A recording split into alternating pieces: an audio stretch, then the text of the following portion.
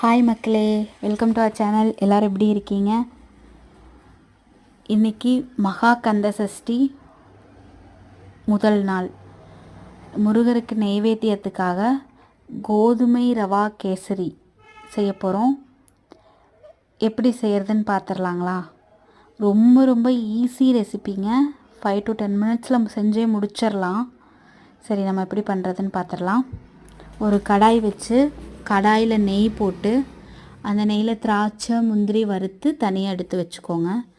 அதே கடாயில் 1 டம்ளர் கோதுமை ரவை போட்டு அந்த கோதுமை ரவையும் நல்லா வறுபட்டதுக்கப்புறம் 1 டம்ளர் ரவைக்கு 4 டம்ளர் தண்ணி ஊற்றிக்கோங்க. நான் ஹாட் வாட்டராக ஆட் பண்ணியிருக்கேன். அந்த தண்ணி பாதி அளவு வற்றி வந்ததுக்கப்புறம் ஃபுட் கலர் ஆட் பண்ணியிருக்கேங்க. ஃபுட் கலர் டோட்டலி ஆப்ஷனல் தான், உங்களுக்கு வேணும்னா நீங்கள் ஆட் பண்ணிக்கலாம். அது பாதி தண்ணி வற்றினதுக்கப்புறம் 1 டம்ளர் பால் ஆட் பண்ணியிருக்கேங்க. பாலுமே உங்களுக்கு ஓகேனா ஆட் பண்ணிக்கலாம், இல்லை பால் ஆட் பண்ணணும்னு அவசியம் இல்லைங்க. உங்களுக்கு வேணும்னா ஆட் பண்ணிக்கோங்க. பால் ஊற்றினதுக்கப்புறம் இந்த மாதிரி நல்லா தண்ணியெல்லாம் வற்றி வந்துடும். தண்ணி வற்றி வந்ததுக்கப்புறமேட்டுக்கு 1 டம்ளர் சர்க்கரை போட்டுக்கலாங்க. 1 டம்ளர் ரவைக்கு 1 டம்ளர் சர்க்கரை நான் போட்டிருக்கேன்.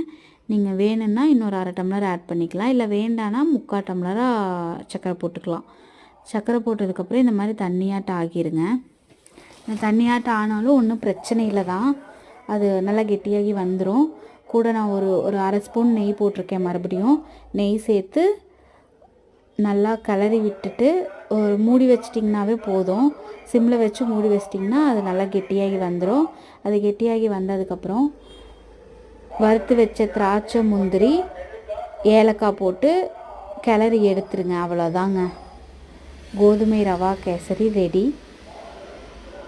ஓகே, பாய் மக்களே, தேங்க்யூ. செஞ்சு பார்த்துட்டு எப்படி இருந்ததுன்னு சொல்லுங்கள்.